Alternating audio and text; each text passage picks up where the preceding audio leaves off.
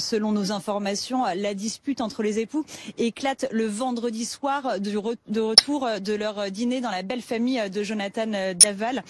Selon le récit que fait Jonathan Daval, les époux en viennent aux mains. Alexia est hystérique. Il tente physiquement de la maîtriser. Il perd le contrôle.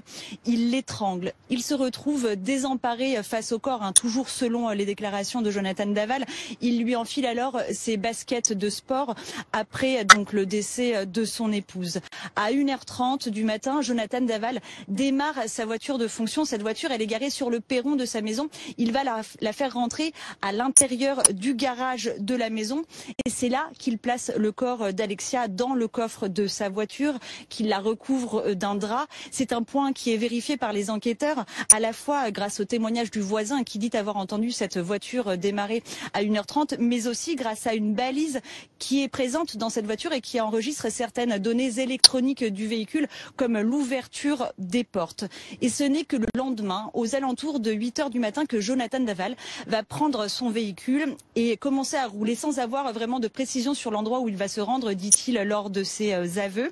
Il se retrouvera à la forêt des Moulins. C'est là qu'il laissera le corps d'Alexia.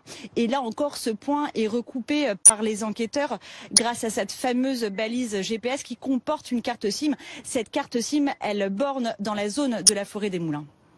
Alors les enquêteurs ont une conviction, Rim, Jonathan Daval a bien essayé de se forger un alibi. Oui, absolument, parce que juste après, Jonathan Daval, il va faire plusieurs déplacements. Il va aller voir sa mère, il va passer à son travail et puis il ira rendre visite à ses beaux-parents. Et ce qui met la puce à l'oreille des enquêteurs, c'est que Jonathan Daval va s'inquiéter très tôt de ne pas voir revenir son épouse de son prétendu footing.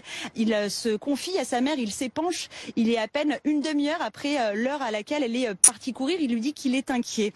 Et pris dans ce mensonge, et aussi sans doute pour brouiller les pistes, c'est en tout cas la conviction des enquêteurs, Jonathan Daval ira jusqu'à envoyer plusieurs textos sur le portable de son épouse pour lui demander si elle est rentrée et puis pour lui dire qu'elle s'inquiète, et ce avant de finalement se rendre à la gendarmerie pour déclarer sa disparition.